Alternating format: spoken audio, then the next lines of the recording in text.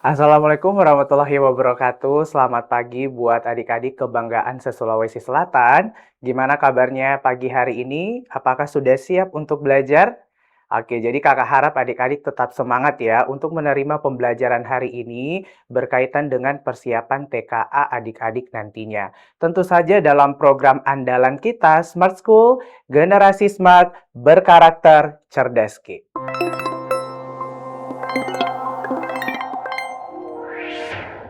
Baik adik-adik, untuk pertemuan hari ini kita akan membahas berkaitan dengan bahasa Indonesia tingkat lanjut dan ini berkaitan dengan materi pola kalimat dan konjungsi. Jadi kita akan mengulik kembali materi-materi ini karena sebenarnya materi ini juga berkaitan dengan untuk soal masuk ke perguruan tinggi negeri favorit se-Indonesia jalur SNBT. Jadi sebenarnya untuk materi ini sudah sangat bagus untuk adik-adik pelajari juga. Nah, langsung saja kita ke soal nomor pertama. Jadi adik-adik silakan melihat slide yang ada di depan. Nah, kita disuguhkan dengan adanya sebuah teks. Tapi yang seperti kakak jelaskan sebelumnya, bahwa adik-adik fokus dulu baca di bagian soalnya. Jadi jangan ke-trigger mau sepanjang apapun teksnya, biar bisa menghemat waktu. Nah, jadi kita lihat ya, di nomor 1 dikatakan pola kalimat pada kalimat pertama. Nah, jadi pola kalimat pada kalimat pertama. Nah, jadi kalau misalnya kita lihat dalam hal ini, karena dia berbicara mengenai pola kalimat, berarti otomatis kan ini lagi-lagi berkaitan dengan subjek predikat, pelengkap, keterangan, dan juga objek. Nah, dalam hal ini berarti adik-adik harus tahu dulu kayak atau mereview lagi apa yang dimaksud dengan subjek, apa yang dimaksud dengan predikat, dan seterusnya. Jadi biar amannya, nah kakak review kembali materi kita sebelumnya. Jadi kan dalam hal ini ada yang namanya kalimat inti. Jadi pada dasarnya kalian harus tahu dulu menentukan subjek predikat karena itu yang inti. Nah, jadi kalau subjek kan ini berkaitan dengan pelaku.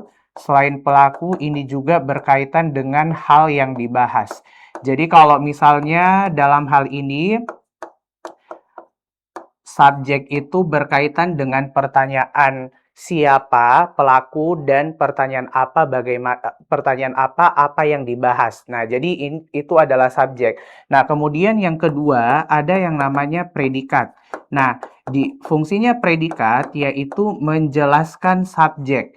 Jadi dalam hal ini apa yang dikatakan, apa yang dilakukan oleh si subjek itu selalu diterangkan dan dijelaskan oleh si predikat ini. Jadi makanya bisa disimpulkan di mana ada subjek pasti ada predikat. Contoh kecil saja, saya mau makan nasi. Nah, jadi otomatis jelas banget kalau misalnya subjeknya itu adalah saya sebagai orang dan pelaku dan memakan itu adalah sebagai penjelas bahwa si tokoh saya ini lagi melakukan kegiatan yaitu memakan sesuatu, yaitu memakan nasi. Yang dimana nasinya ini fungsinya menjadi objek. Oke, nah kita lihat ya pada kalimat pertama. Nah, di situ dikatakan perkembangan teknologi digital membawa banyak perubahan dalam dunia pendidikan. Nah, selalu kakak sampaikan bahwa kalau kalian mau yakinkan kalimat itu dimulai dari subjek, katakan saja hal apa yang dibahas. Jadi kalau misalnya ada jawabannya di awal kalimat, berarti otomatis itu dimulai dari subjek. Nah, kita lihat ya, apa yang dibahas di kalimat nomor 1. Apakah ada jawabannya? Ada. Yang dibahas adalah perkembangan teknologi di digital. Jadi ini otomatis adalah subjek. Wah, ternyata subjeknya ini berkaitan dengan pertanyaan apa yang dibahas. Nah, di mana ada subjek pasti ada predikat. Nah, jadi predikat itu biasanya ditandai dengan kata kerja. Jadi otomatis predikat itu adalah kata membawa. Nah, membawa ini kan kata dasarnya bawah menggunakan imbuhan me, berarti dia adalah kata kerja.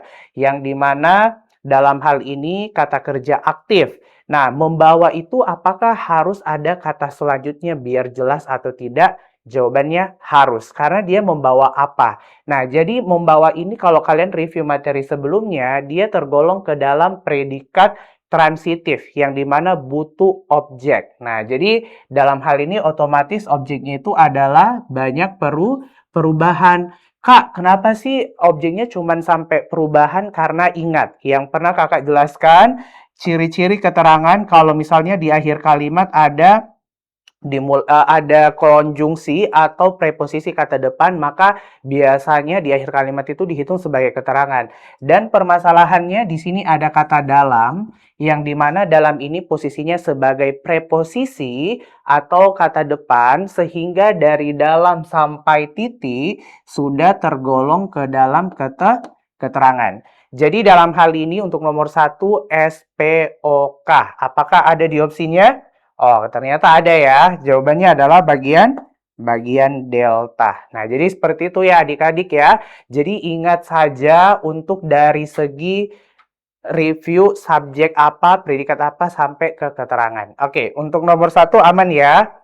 Oke, selanjutnya kita lanjut ke soal nomor 2. Ternyata di sini berkaitan dengan adanya konjungsi. Nah, jadi ingat kalau misalnya konjungsi itu berkaitan dengan kata hubung yang dimana posisinya itu ada dua. Jadi ada di awal kalimat, ada di tengah kalimat. Kenapa kakak selalu tekankan kalian harus baca dulu soalnya? Karena untuk soal ini sebenarnya kita tidak perlu baca teks yang sebelumnya. Kenapa? Karena ini yang kakak jelaskan di pertemuan sebelumnya harus dihafal selain dipahami, biar mempersingkat waktu. Nah, di sini kan yang diminta itu adalah konjungsi namun. Nah, namun ini ingat dia antar kalimat posisinya di awal. Dia meminta kira-kira dia menyatakan apa? Ada sebab, tujuan, pertentangan, penambahan, dan waktu. Nah, ada yang tahu enggak? Kalau untuk yang sebab ya, kalau sebab itu kan dia contoh konjungsinya adalah sehingga, boleh maka, karena, dan seterusnya. Kemudian kalau misalnya untuk tujuan itu contohnya untuk, agar, supaya, dan seterusnya. Untuk yang pertentangan ini dia lebih kepada namun, akan tetapi. Ini kalau misalnya di awal kalimat ya, kalau di tengah kalimat itu berarti lebih ke berkaitan dengan tetapi, sedangkan, melainkan, dan seterusnya. Nah, kemudian untuk yang delta, penambahan itu selain itu. Ini kalau yang di awal ya. Terus kalau waktu itu contohnya ketika, lalu, dan seterusnya. Nah, ini kan enak ya adik-adik kalau misalnya kita hafal karena memang kayak sepersekian detik kita bisa jawab. Dan sudah jelas bahwa untuk soal nomor 2, di situ jawabannya adalah bagian Charlie. Kenapa Charlie? Karena hubungan pertentangan ini tergolong ke dalam menggunakan konjungsi namun. Jadi seperti itu adik-adik. Jadi memang perlu dihafal aja. Jadi untuk nomor 2, jawabannya adalah bagian Charlie. Jadi dihafal ya. Nah, sekarang kita lanjut nomor 3. Konjungsi meskipun pada kalimat pertama merupakan konjungsi apa? Lagi-lagi kita diminta mendeteksi kira-kira konjungsi tersebut menyatakan hubungan apa. Nah, jadi dalam hal ini lagi-lagi kalian harus hafal. Karena ini sebenarnya soal jackpot ketika kalian sudah menghafal betul-betul. Karena ini bisa kalian kerjakan sepersekian detik. Nah, tadi kan kalau kita lihat ya, kalau sebab itu tadi apa? Ada yang masih ingat? Nah, jadi sebab itu, oke, contohnya sehingga, maka, dan seterusnya. Kemudian kalau misalnya syarat ada yang masih ingat? Nah, kalau syarat itu contohnya jika, asalkan, kalau, dan seterusnya. Saya akan pergi jika dia pergi. Nah, jadi kayak gitu ya. Tujuan tadi jelas ya. Tujuan itu ini diulang-ulang aja biar kalian lebih kembali mengingat supaya agar untuk. Kemudian konsesif. Nah, konsesif ini dia lebih kepada pertentangan tapi versi halusnya. Jadi biasanya dia menggunakan partikel pun atau misalnya dia menggunakan kata demikian di akhir konjungsinya. Nah, jadi contohnya apa? Dengan demikian. Nah, oke, misalnya kendati demikian ya, atau misalnya kendati pun. Nah, kendati pun, oke. Terus walaupun, walau demikian, atau misalnya meskipun. Nah, ini adalah konsesif namanya. Jadi dia itu pertentangan tapi versi halus. Jadi kalian tinggal hafal saja. Nah, terus untuk temporal, temporal itu berkaitan dengan tempo. Tempo itu berarti berkaitan dengan waktu. Nah, jadi dalam hal ini contohnya yang tadi kayak lalu, ketika, sejak, dan seterusnya. Nah, jadi adik-adik, kalau kita lihat berarti kan sudah jelas ya jawabannya itu adalah bagian. Nah, jadi jawabannya itu adalah bagian delta. Karena hubungan konsesif yaitu konjungsi meskipun. Jadi seperti itu ya. Nah, kakak rasa ini sisa dihafal aja biar kalian lebih mudah. Jadi kita next ke nomor 4. Oke, pola kalimat. Nah, pola kalimat dari kalimat yang diberikan. Ia mengenakan jas hujan agar pakaian yang dipakainya tidak basah. Nah, di sini jelas ya, ini dimulai dari apa adik-adik? Dimulai dari subjek. Karena ia itu adalah pelaku. Nah, di mana ada subjek pasti ada, pasti ada predikat. Jadi predikatnya itu adalah mengenakan. Dia menjelaskan kalau si tokoh ia itu mengenakan sesuatu. Apa yang dikenakan berarti dia adalah predikat transitif, butuh objek. Jadi objeknya itu berarti otomatis dari jas ya, dari jas hujan. Oke, ini berarti objek. Kenapa sampai jas hujan? Karena kita temukan di setelah jas hujan itu terdapat konjungsi agar. Agar itu hubungan apa tadi? Tujuan. Jadi kalau misalnya kita sudah dapatkan bahwa dalam hal ini ada konjungsi di akhir kalimat, berarti dari agar sampai titik otomatis sudah keterangan. Karena tidak ada lagi fungsi kalimat lain setelah keterangan kalau dia ada di akhir kalimat. Nah, jadi seperti itu ya. Jadi untuk nomor 4 otomatis jawabannya SPOK, berarti otomatis dia ada di opsi Charlie. Jadi seperti itu ya. Nah, jadi untuk pola kalimat tinggal kalian review aja. Nah, sekarang kita lanjut ke soal nomor 5. Konjungsi selain pada paragraf tersebut menyatakan hubungan apa? Nah, jadi lagi-lagi ini berkaitan dengan konjungsi ya. Jadi konjungsi selain. Nah, tadi kita sempat singgung. Selain itu ada yang masih ingat enggak? Dia konjungsi apa? Nah, jadi kalau misalnya konjungsi, pertentangan ya. Pertentangan itu tadi apa? Konjungsi, namun, ada konjungsi akan tetapi, dan seterusnya. Oke. Terus ada penambahan. Nah, tadi penambahan itu, nah sudah kejawab. Selain atau selain itu, kalau di tengah kalimat ada dan, serta, dan seterusnya. Terus kalau tujuan, lagi-lagi diulang. Ini biar kalian mengingat kembali. Nah, jadi kalau tujuan itu ada agar, ada supaya, saya harus jadi dokter supaya orang tua saya bahagia. Berarti tujuannya adalah untuk membahagiakan orang tuanya.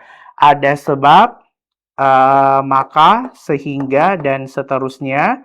Nah, ini biar kalian mengingat kembali ya. Jadi di-repeat biar kalian selalu mengingat, oh ternyata konjungsi ini ya maksudnya ya. Nah, jadi kalau untuk waktu dia pakai lalu, ketika, dan seterusnya.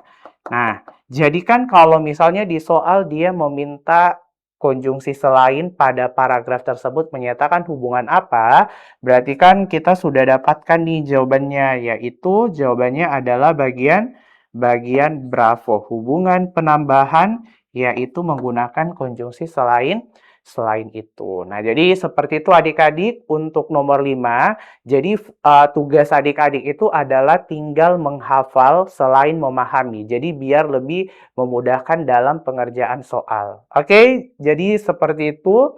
Nah, kita lanjut ke soal nomor 6. Konjungsi korelatif.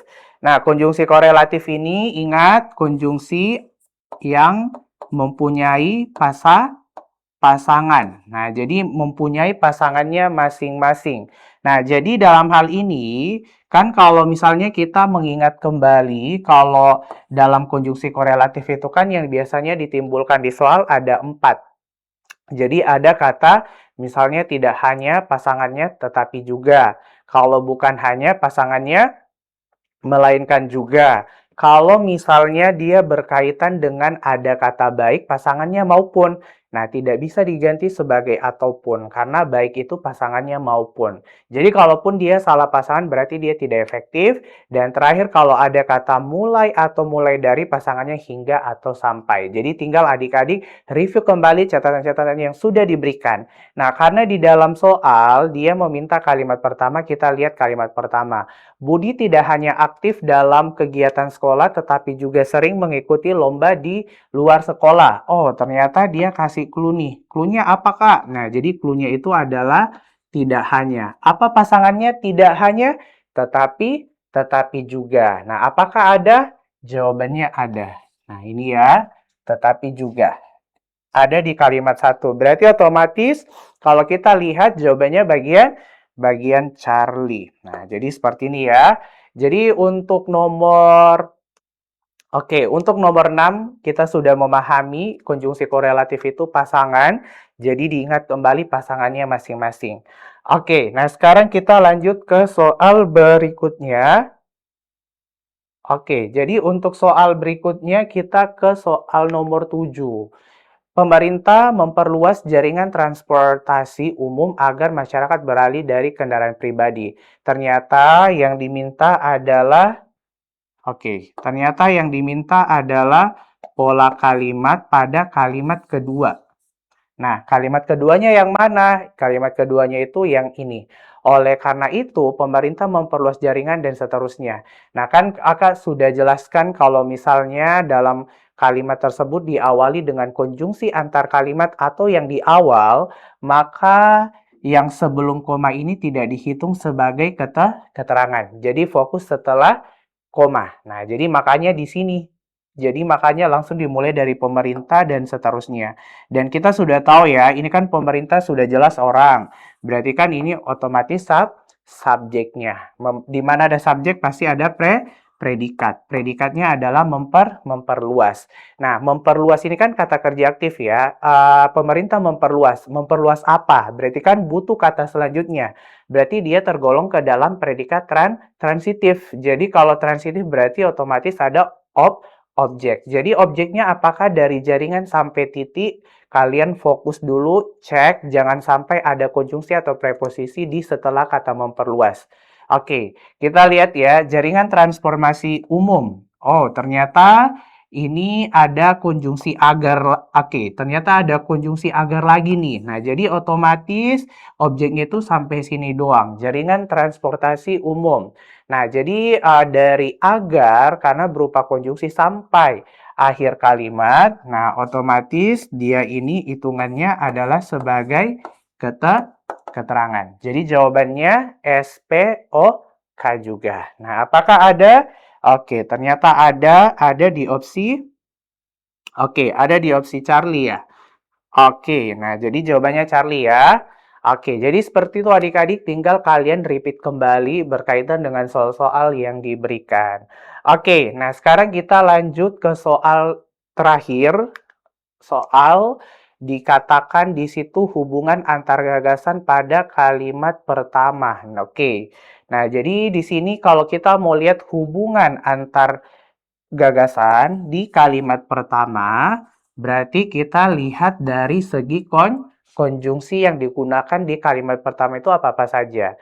Meskipun perpustakaan digital semakin berkembang, sebagian siswa tetap memilih buku cetak karena lebih mudah digunakan. Nah, jadi dalam hal ini ada meskipun. Ada konjungsi apa lagi? Ada konjungsi karena. Oke, tadi kita sempat singgung bahwa meskipun itu berkaitan dengan konjungsi hubungan konsesif. Konsesif itu berarti bisa berkaitan dengan apa? Bisa berkaitan dengan pertentangan ya. Jadi kita lihat nih, yang pertentangan di bagian pertamanya apa? Nah, cuman bravo. Nah, berarti kita make sure saja apakah karena itu hubungan sebab? Iya, yaitu hubungan kausalitas. Jadi misalnya banjir itu terjadi karena, nah karena sampah yang berserakan. Jadi kan otomatis dalam hal ini karena ini sudah benar hubungan sebab akibat atau bisa dibilang sebagai hubungan kausalitas. Nah, jadi meskipun ditandai dengan pertentangan dan cuman pertentangan saja di opsi Bravo yang di awal, berarti otomatis sudah benar jawabannya itu adalah bagian Bravo. Nah, jadi seperti itu ya adik-adik ya. Nah, jadi adik-adik, kakak harap untuk materi kita berkaitan dengan pola kalimat, terus berkaitan dengan konjungsi itu kalian perlu pahami dengan baik. Dan untuk pertemuan hari ini kakak rasa cukup sampai di sini. Tetap semangat belajar dan kobarkan, jangan putus asa, dan kakak yakin kalian pasti bisa dan mendapatkan nilai maksimal nanti di ujian TKA mendatang. Akhir kata, saya atas nama Andrian Junsrel pamit undur diri. Terima kasih buat kebersamaan adik-adik. Sampai jumpa di pertemuan selanjutnya.